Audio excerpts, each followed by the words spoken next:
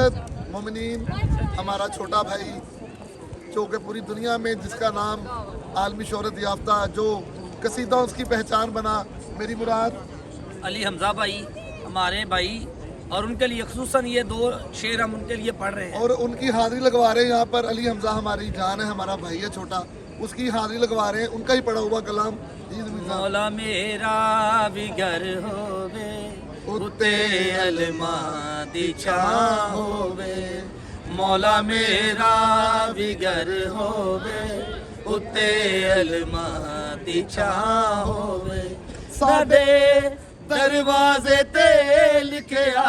साडे दरवाजे ते लिखिया, पंजा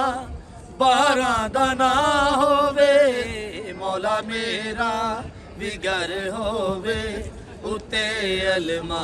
दी छां होवे, मौला मेरा बिगर होवे उते अलमा दी छां होवे। मिलादे मुस्तफा मौला में अपने घर करौना है, हसन मौला दा दस्तरखान वेड़े विच सजाना है, खवावा मैं जिथे लंगर,